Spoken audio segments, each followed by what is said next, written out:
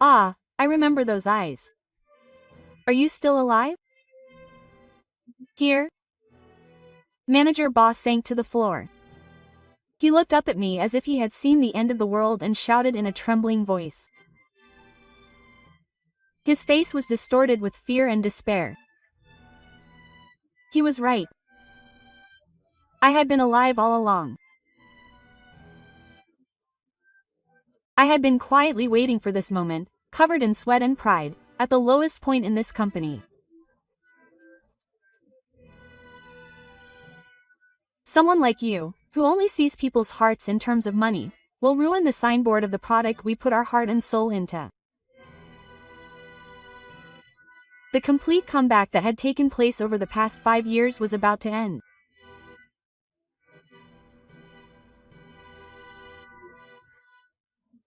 With a creak of brakes, the 10-ton truck's massive body pulled up to the platform without an inch of wear. This feeling, ingrained in me for many years, was the only pride I had left. I turned off the engine and the office door swung open. Hey, Luck! Hurry up and get going. The young employee who had probably only recently joined the company threw me the receipt with one hand while fiddling with his smartphone. He didn't even look at me or say hello. No matter what I said to them here, it wouldn't change anything. I had learned this over and over again in the past 5 years. My name is Tachibana G, 38 years old.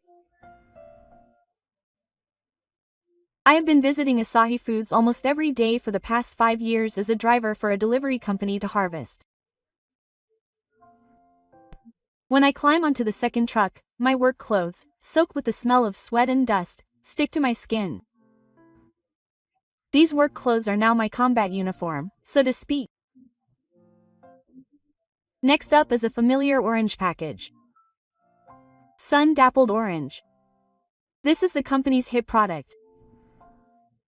I carefully lift the cardboard box with both hands, taking care not to crush the corners, and carefully place it on the blanket spread out in the corner of the second truck, as if it were a treasure. That's when it happened. Excuse me. A woman in a suit runs up to me, out of breath. Is she the sales department's errand boy? She is desperately holding the heavy cardboard box. Unable to bear the sight, I take the box and put it on the second truck. Wow, that was a big help. Thank you for always transporting the products. Oh, call me Nita-san. She bows deeply. I wonder when was the last time I received such a proper greeting. When I introduced myself to Ukibo, her face lit up at the sight of the orange cardboard boxes 2 above. It was a smile of concern. Oh, I really like this product. When I drink it, I feel energized. I felt my cold heart warm up just a little bit at that unyielding smile. The concept of Hidari orange is to gently wrap up a heart exhausted by the illusions of the city. It's the kind of juice that a grandmother in the countryside would make for her grandchildren. I see. That's good. The words spilled from my mouth from the heart. I suddenly realized that my own tone had softened. I didn't know it at the time. That her smile would turn into tears. Asahi Foods sales department in the early afternoon. The area was lively with the sound of phones ringing and keyboards typing. A poster of the president, who has appeared on the cover of an economic magazine, was posted on the wall of the floor. The charismatic CEO talks about his management philosophy of putting employees first. I walked through the inspection area of the car, pressing the button for the in-car mail delivery. Hey, mail, this is it. The employees seemed to treat me as an obstacle, saying, "Get out of the way with your cart." I silently collected the documents from the trays on each desk. I passed by Nita's desk. It was just then that I noticed Baba, the section chief sitting at the desk opposite Saya, deliberately lost her balance as she received the meeting materials. The materials were probably something she had worked hard to create. With a splat, the coffee cup the section chief was holding tipped, and the black liquid spread mercilessly across the pure white materials. "Oh, I'm sorry, my hand slipped." He shrugged his shoulders deliberately and tapped the completely dirty document with his finger. "This is the most important document for today's board meeting, right? Especially the most troublesome part, which involved comparative analysis going back to the data from when the sunflower orange was first released." His words seemed to suggest that it would be difficult for Saya to complete this task. "But if you can't recover from it, the whole department will be in trouble. You've changed jobs in 2018, so you should be able to handle things like this." There was clearly sarcasm in those words, the data for the Sundamari orange when it was first released. Those two words stuck in my ears like keywords. I tightened my grip on the mail delivery cart. Something was rising up from the bottom of my stomach, but I bit my tongue and desperately tried to hold it back. After Manager Baba left, an awkward atmosphere hung over the sales department. Saya was pale in front of the documents covered in coffee. I could feel her loss all too well. I pulled the cart over to her desk, expecting her to pretend to continue with her daily routine. I said in a low voice, almost like a monologue, so that the other employees wouldn't hear. "The original data is in the old document archive folder on the shared server. It's an old folder from 5 years ago, so none of the current employees know about it.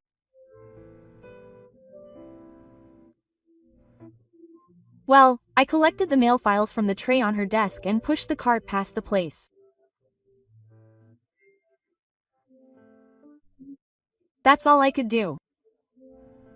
I shouldn't feel any more uncomfortable." It was the following evening, as I finished my last routine for the day and lit a cigarette. "Tachibana-san." A rude voice called out to me from behind. When I turned around, the same Saya I had seen yesterday was standing there. In her hand was 2 Nichiri oranges that she must have bought from a vending machine. "Thank you so much for yesterday. Thanks to Tachibana-san, I was able to make it to the meeting on time. Apparently, my advice helped her to perfectly revise the materials." She looked at me with a slightly serious expression as she took the handed-over card. "Tachibana-san, why do you know so much about data? And it seems like you really care about the company," and I was a little taken aback by her earnest eyes. "Is it important? I wonder." I just looked up at Xiao of Asahi Foods, dyed in the setting sun. "Back in the day, we used to talk like idiots about making this company the best in Japan. I truly believed that we wanted to make people smile with the products we made." I smiled a little self-effacingly. In the end, I ran away from that dream.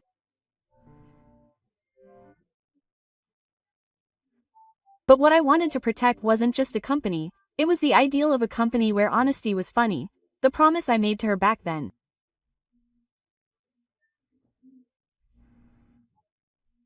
Saya probably didn't fully understand the meaning of my words. Still, she listened silently. Somehow, I was grateful for that. And I was surprised that I had accidentally revealed my true feelings, which I had kept deep in my heart for 5 years, in front of her, who was a new employee.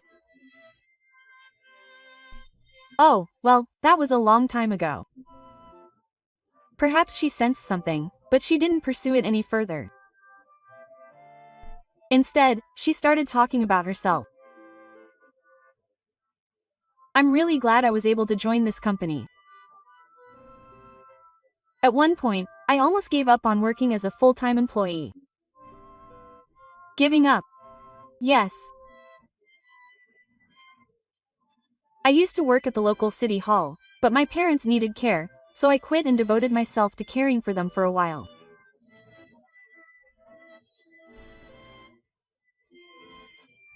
So now I'm a new employee, just a second-year graduate. She said, "Ah," embarrassedly, and drew her head. Sacrificing your career for your parents. There aren't many people who can make that choice. It must not have been easy. I see. You're admirable. She stared at me with a smug expression as her true feelings spilled out of her head and mouth. Her expression, reminiscent of a small animal, was somehow eerie. I felt a little uncomfortable and instinctively looked away. No, it's nothing. Are your parents okay now? When I asked her that, her smile became proud. Yes. Thanks to you, I'm completely fine now. So now I have to work hard, and even though I'm causing a lot of trouble, I'll do my best to become a full-fledged employee as soon as possible. She declared this while clenching her small fists tightly. This girl really does have a dazzling smile like Hawari. Seeing her trying her best, I realized that my mouth had relaxed without me realizing it.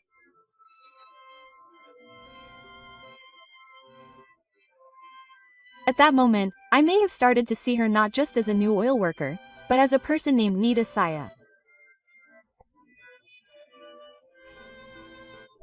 A person who has struggled and is now walking forward with her head held high. Not bad. That's what I thought. The next afternoon. As usual, I was pushing my mail cart around the sales department floor. The atmosphere on the floor was completely different from the other day, and I could almost feel something heavy and ominous lingering.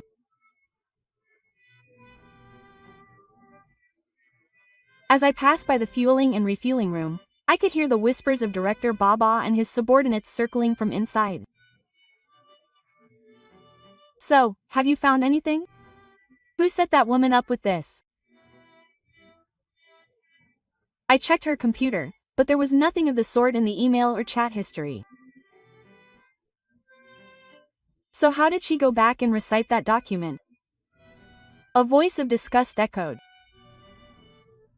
After a moment of silence, the subordinate timidly spoke. There was just one thing that had been rumored among the guys on the floor. Rumor? What? Tell me. Yes. It seems that the usual driver came to Mr. Nita's place that day and said something to him. Apparently, the two of them have been seen talking at the loading dock many times recently. The driver. Oh, that dirty delivery guy. I see. So he was sent in directly. There's no evidence left on the street. But how does that delivery man know how to read the documents? That's a mystery. Does he know anything about it? Does he have someone he knows in the car? I don't like it. I stopped the cart and held my breath. On the other side of the wall, a veil of guilt was being exchanged. It was obvious that the malice directed at me would eventually be directed at her. Listen, keep a close eye on that delivery man and that woman. If you find out anything, report it immediately. I'll completely destroy them. I left the place, being careful not to make a sound. I felt a cold sweat running down my back. My actions had made that Ernest say a target for Bob. I felt a sense of innocence towards myself and anger towards Bob welling up inside me. It was in the evening, when I had finished the last week of the day and was eating my luck. Tachibana-san, Saya, called out to me. Just like last time, she was looking at me with 2 Hitama oranges in her hands. Tachibana-san, I've been enjoying my work lately. She continued happily, though gritting her teeth. It must be thanks to Tachibana's advice. Thank you. Her unyielding smile seemed to shine even brighter in the light from the west. Saya's smile always warms my heart. A calm and comfortable atmosphere flowed there. As I was about to return to the loading dock after delivering the last mail in the car that day. Hey, Tachibana, is that what you call it? Let me follow you. A gruff voice called out from behind me. When I turned around, there was Baba Cho standing with his arms crossed. A smirk was plastered on his face. I followed him silently. The section chief stopped in the hallway behind the dimly lit room that was hardly used. A stinky atmosphere hung in the air. Men like this always choose dim, unpopular places. Hey, I hear you're flirting with our young woman. Don't get cocky, just because you're the boss. Baba said it with such force that it was almost like he was going to spit. His eyes were clouded with jealousy and anger towards me. Don't let a lowly person like you get too familiar with our employees. Listen. She's an important subordinate that I have my eye on. It's not someone I can just casually talk to. An important subordinate. You were the one who blamed my mistakes on her and embarrassed her in front of the assembly. I glared back at Baba silently. His tightly clenched fist made a creaking sound in the sleeve of his work clencher. What's with that look? Hey, is something bothering you? Baba narrowed his eyes and took a step closer. When someone like you hangs around, it disrupts the atmosphere at work. If I see you talking nonchalantly again, I'll have to reconsider doing business with your company.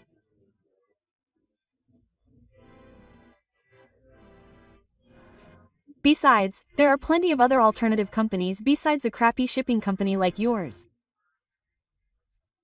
Do you understand? He insists that he's in an absolute superior position and makes remarks that can only be interpreted as threats. I was deeply hurt by this man. But if I caused a fuss here, I would only inconvenience that hairless girl.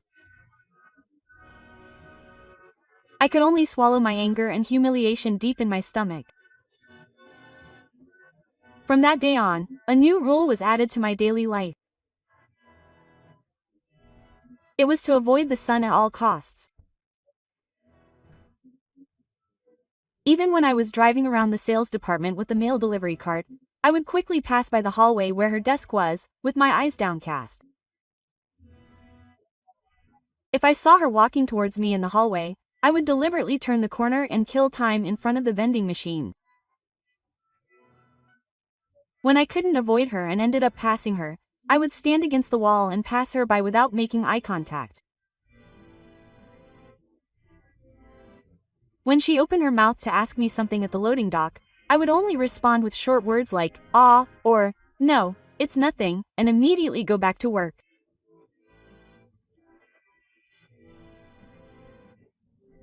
Of course, Saya must have noticed that something was wrong. One day, she called out to me in the hallway. "Tachibana-san, did I do something rude to you?" There was a lonely little hint of confusion in her voice. It broke my heart. But this was the only thing I could do to protect her at that moment. "Sorry, but I have to get going now." "Ah, yes, excuse me." A faint voice can be heard from behind me while I'm working. Desperately suppressing the urge to turn around, I head to the driver's seat of the truck. If a delivery man like me is around Saya, she'll only attract more attention from Baba. Her smile was splattering my mind and making my chest tighten. In the end, I had no choice but to grin at my own harmlessness.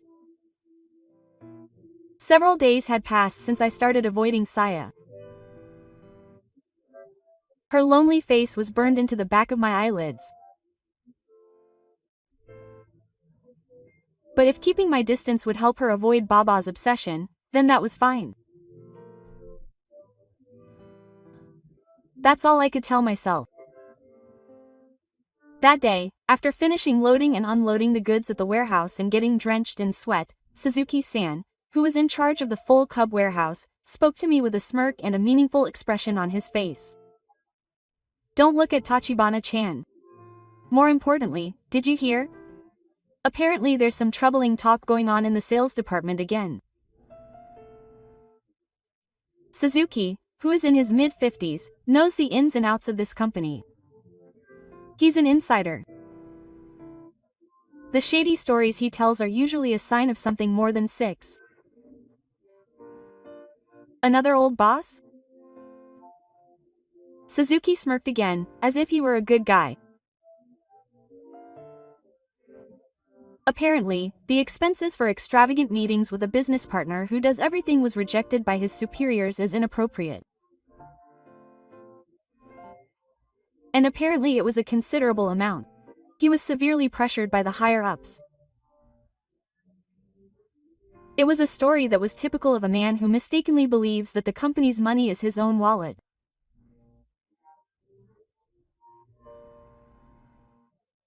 As I listened silently, Suzuki continued with amusement.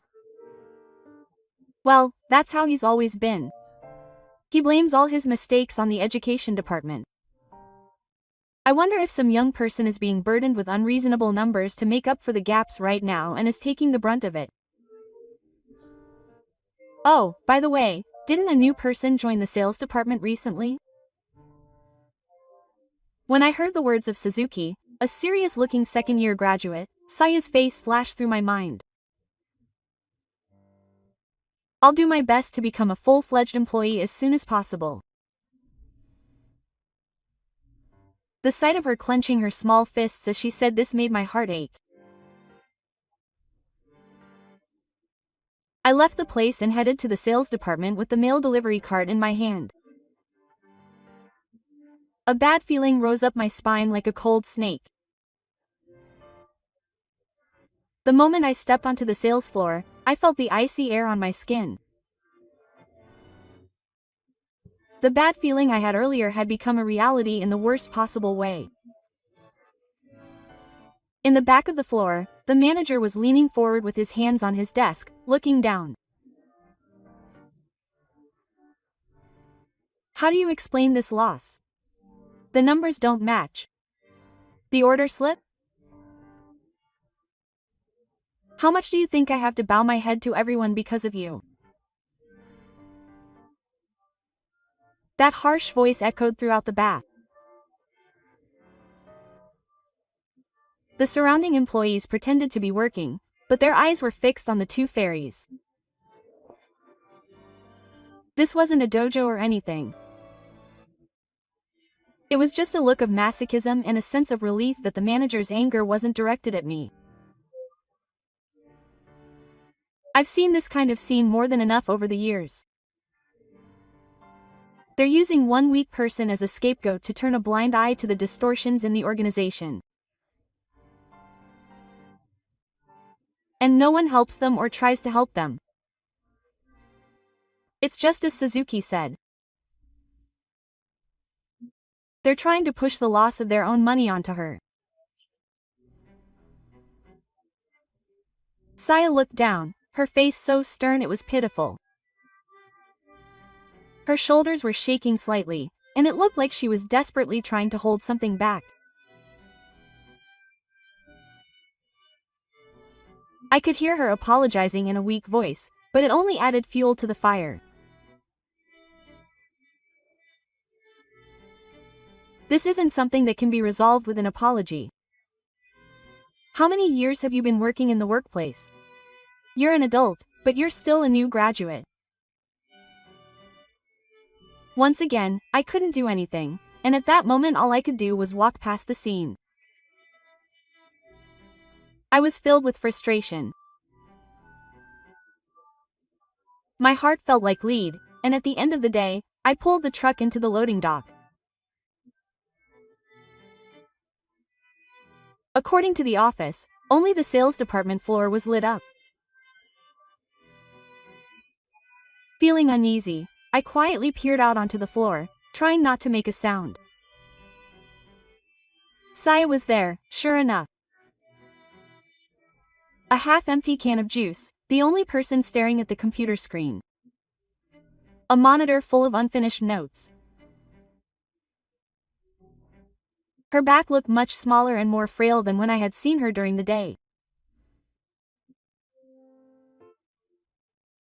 Only the sound of peaky waiting echoed loudly in the silence of the night on the floor. As I approached Saya, I noticed that her entire body was trembling slightly. Tears were falling onto her hands as she typed on the keyboard. A white envelope was placed in the corner of her desk. It had the words "resignation letter" written on it. "Are you still here? What are you doing?" She shook her shoulders and raised her face slowly at the sound of my voice. Her eyes were bright red. I could tell at a glance that she had been crying. It was Tachibana's voice.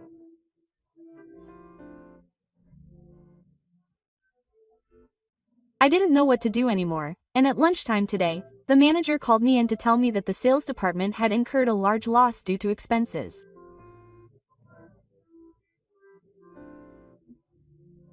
She spoke in a halting but desperate manner.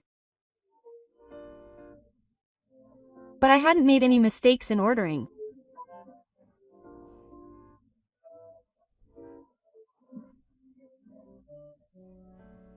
And yet the manager said it was all my fault, and told me to change the sales data for Hikari Orange tonight and record fictitious sales in order to cover up the loss.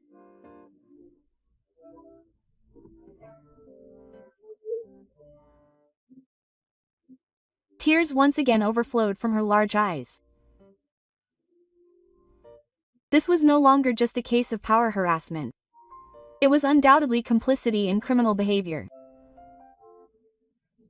I had to cover up the miso and make up for the losses by tomorrow morning.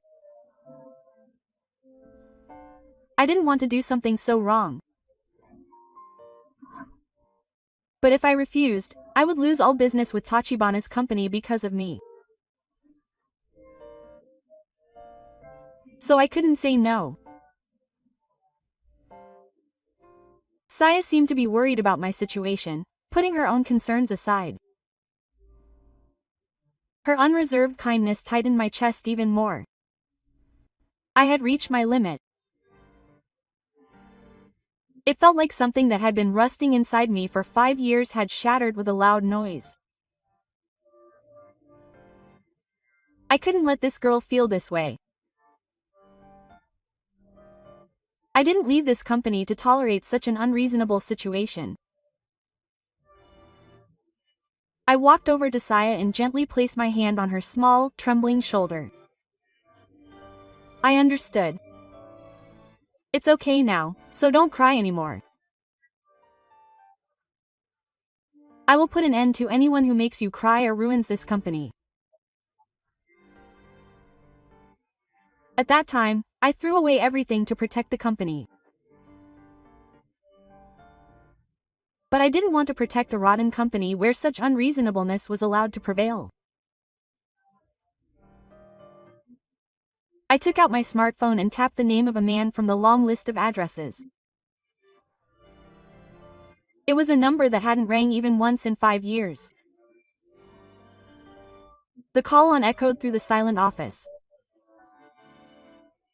After a shower, the call connected. It was the president or me. Come to the office immediately. A crime is about to be committed at your company. I wonder how much time had passed since I hung up the phone. The chime of the elevator's arrival rings in the silent sales department.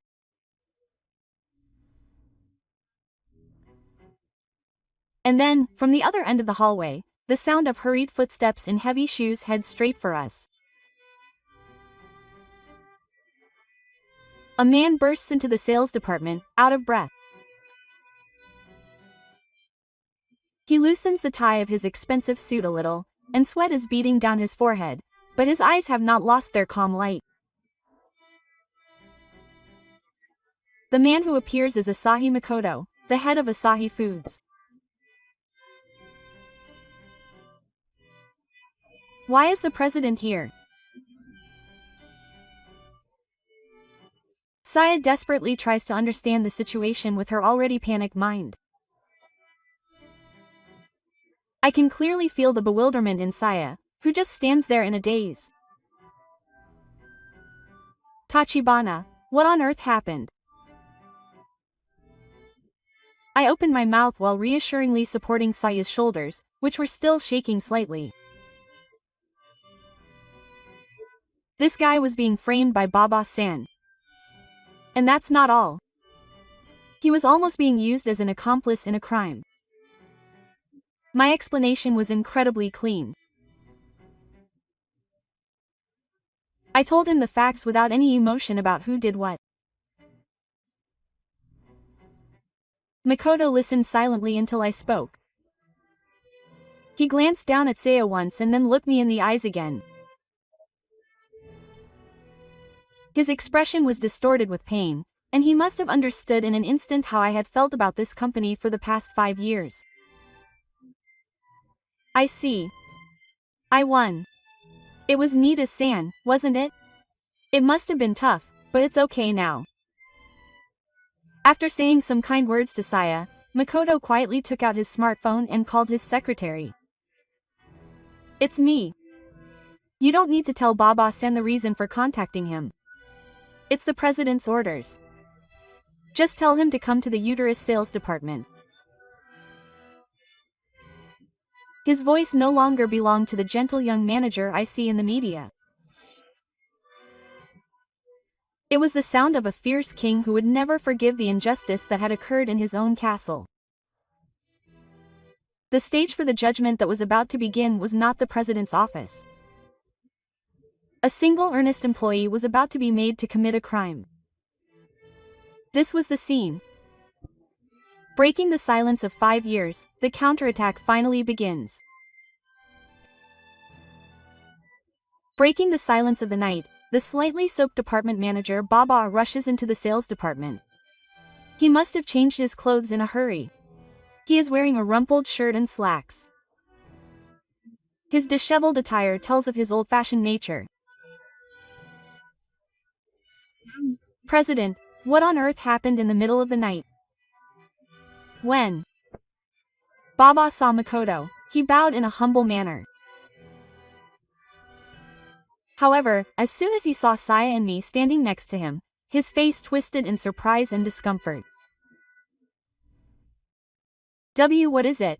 Why are you all here? Well, I'll leave him alone, he said coldly. Come sit down, Department Manager Baba, we'll talk later. Baba reluctantly sat down in the chair at the sound of his uncontrollable voice. I sat down in his waiting chair and dismissed Baba. Boss, what's going on here? No one answered Baba, who was holding his breath. I took the IC recorder out of my pocket and pressed the play button. Hey, Tachibana-chan, did you hear that?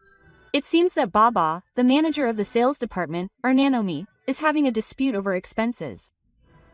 Oh, what's this? Suzuki?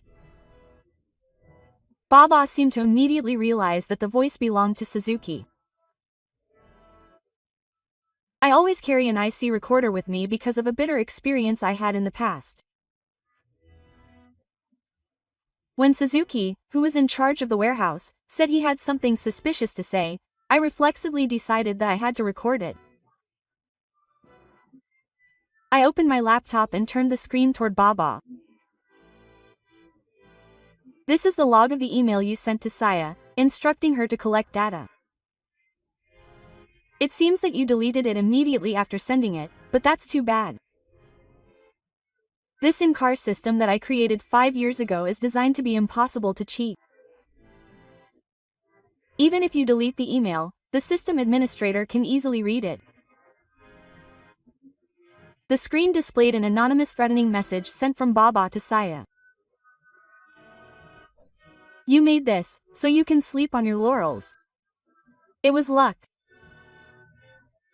President, do you really believe the nonsense of a man like this? Baba has no doubt that my words are nothing more than a bluff.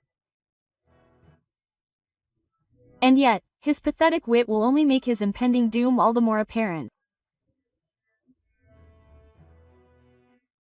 I ignored Baba and continued quietly. It's clear that the losses you tried to make her cover up were caused by her own fraudulent expenses. And to make up for it, she tried to falsify the sales figures for the company's signature product, the Sunny Orange. I slowly stood up and looked Baba straight in the eye. This product, which we had poured our hearts and souls into, was about to be damaged by this man. I could tell that I was right. This anger was no longer about the system's faults. The concept of Hikari Orange was the taste of a country grandma that would soothe a heart weary from the city. People like you who only see the heart and money, don't damage that sign.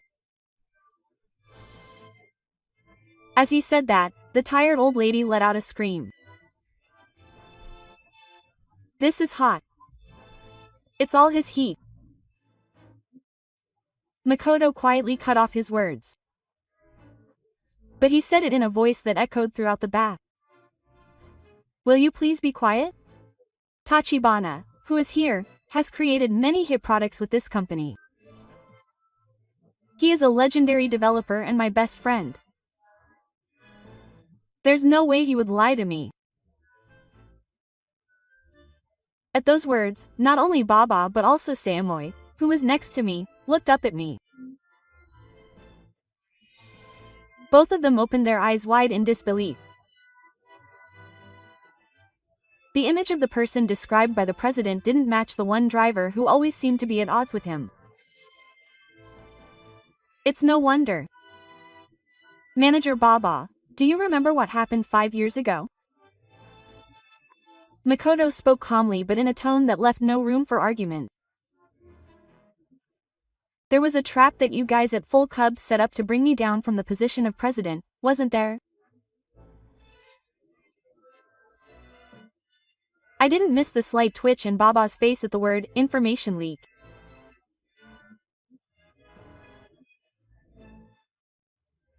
You leaked customer information to Koi and falsely accused the president, Asahina, of doing it to the media as an insider.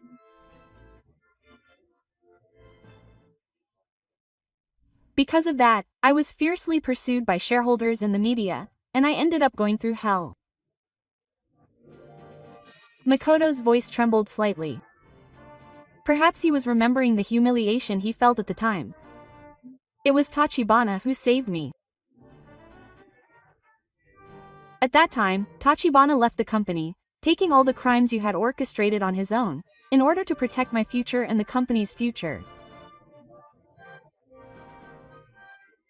Even though you were the real traitors. Makoto's voice was filled with the guilt he had been suppressing towards his best friend for many years, and the deep anger he felt towards the man in front of him. I can't let this company, which such a man tried to protect, be hurt any further by a man like you who would sacrifice people to protect his own policies. Hey, wait a minute. This man is Tachibana Shuji. That's ridiculous. Baba shook her head in disbelief. And you're nothing more than a dirty piece of luck. He said that and stared at me intently. I silently removed the cap I had been wearing. Ah, I remember those eyes. You're still alive? At this point, all the blood drained from Ba's face. After leaving Hanada Foods, I moved to a small transportation company to avoid the public eye.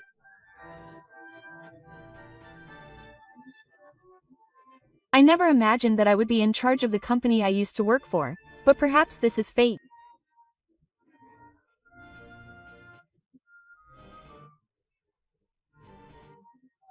With my long hair, clean beard, and driver's cap, Ba and the other employees probably didn't realize that I was their former colleague.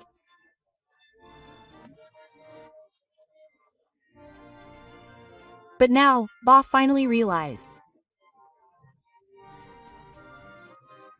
When he saw my true identity after removing the wrap, he collapsed from his chair and sat on the floor, looking down. He muttered something under his breath, but no one else seemed to care about him anymore. It was a complete reversal after 5 years. Makoto walked over and put his hand on my shoulder. I'm sorry to have kept you waiting for so long. Best friend. His voice wasn't that of the president. It was the voice of a best friend who had fought alongside me for the company's growth. With those words from Makoto, I felt all the loneliness and regret I had been holding onto for the past 5 years melt away. I didn't say anything, I just looked at Makoto's face and nodded slightly. That was enough for the two of us. The next afternoon. As usual, I visited the sales department after running the in-car veil service, and the atmosphere on the floor had changed completely from the day before. The area around Manager Baba's desk was neatly tidied up. When the employees saw me, they awkwardly greeted me or hurriedly looked away, and the entire car was abuzz with rumors about the legendary Tachibana. As I continued to drive the cart down the floor, I could hear the employees who had been Manager Baba's assistants until yesterday gathered together and talking about something. Hey, did you hear that? Manager Baba. Apparently, it's not going to end with just that. Oh, I heard that the company has decided to file criminal charges over the fraudulent expenses and the nuclear sales pattern. I've also heard that the police are getting involved. Whoa, seriously? We won't get caught up in this, right? That guy, Maro, deserves what he gets. He had been fired from his company, and on top of being sued by the state, he was also exposed in the media as the new culprit in the information leak incident 5 years ago. It would be difficult for him to properly reintegrate into society. But strangely enough, my heart would not clear up. There was someone I was more concerned about than Ba. My eyes caught sight of Sei packing her personal belongings into a small cardboard box in the corner of the floor. Is she going to hand it in? A letter of resignation was on her desk. Saya stared at the envelope and slowly tore it up in front of me. That's what I thought. But I guess I don't need this anymore. I'll do my best at this company that Tachibana-san protected. There were no more tears on her face. There was a strong smile, as if she had let go. A few days later, I was on the rooftop of Asahi Foods, gazing absently at the setting sun.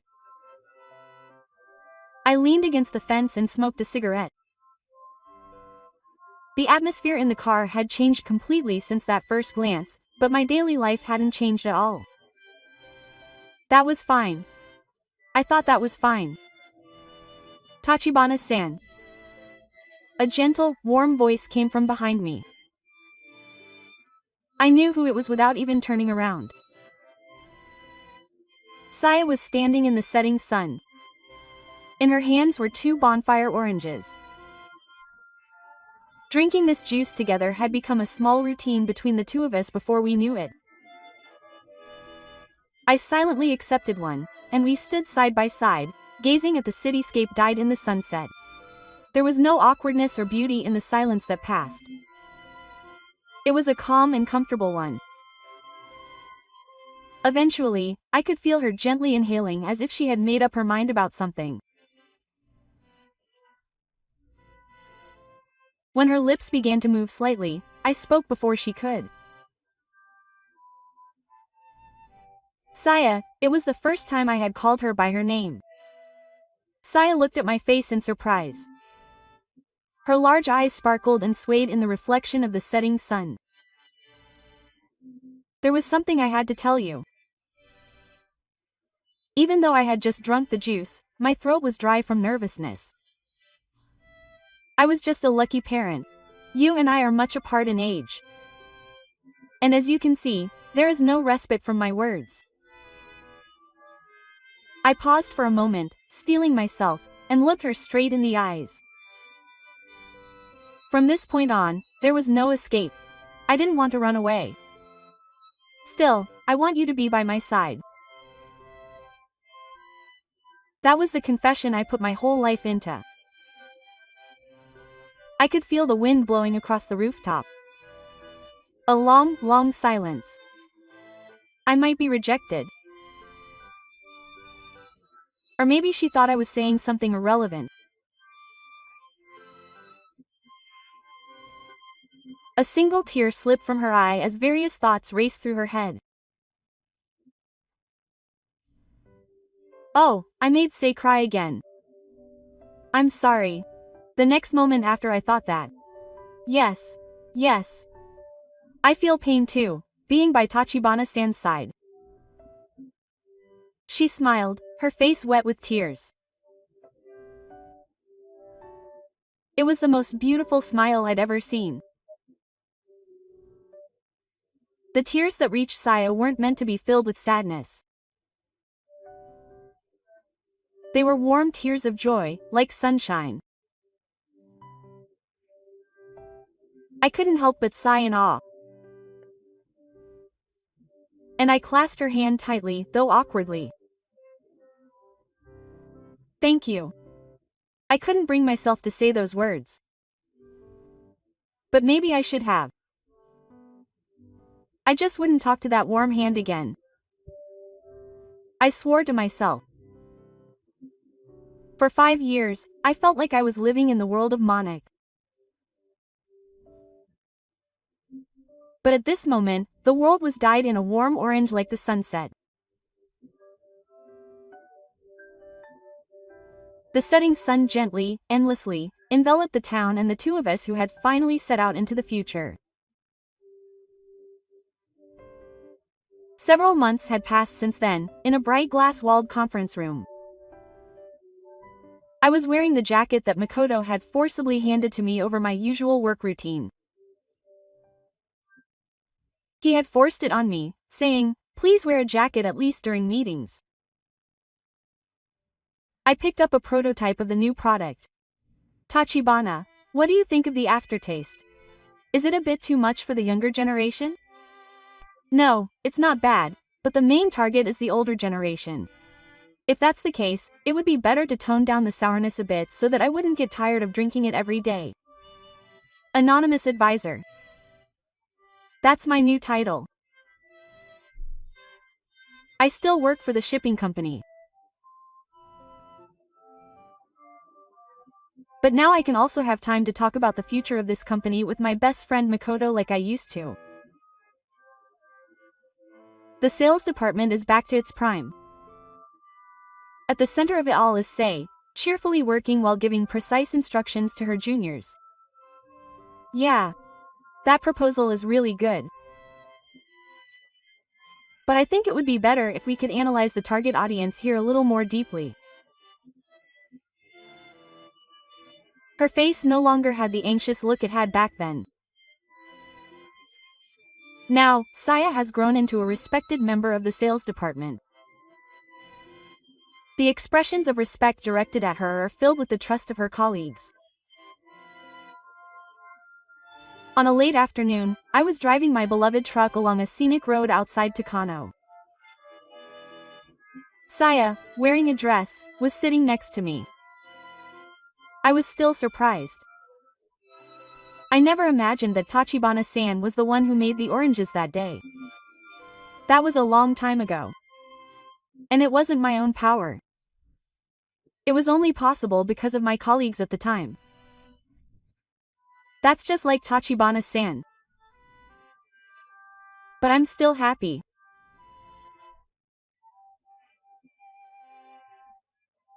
It feels like fate that the product I love the most was made by the person I love the most, and I was calmly holding the wheel while hammering my hammer into her love. Wow, Tachibana-san, look at that. The Nanohana are so beautiful. They're so pretty. We parked the truck in the parking lot by the riverbed and sat down in both cars.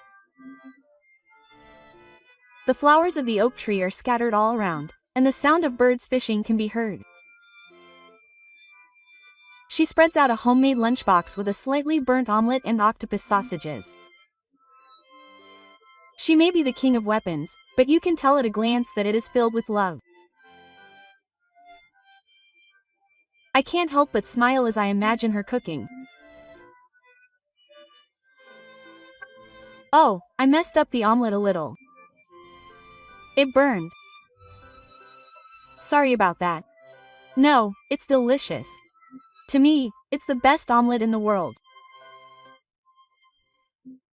After saying that, she blushed and lightly patted my shoulder.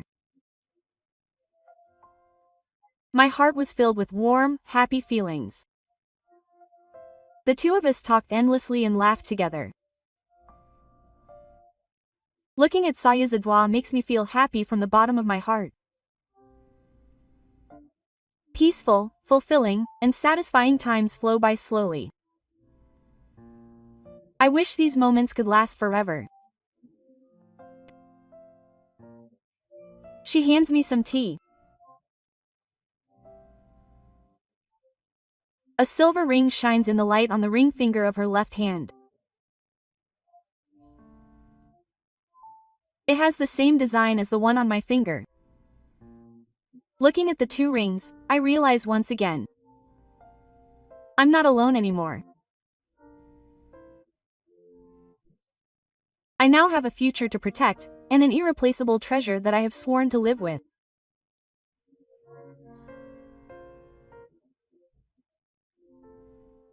Saya smiled that day, and each of her tears that flowed down, melted my heart that had been lingering for a long time, and gave me a place to truly belong.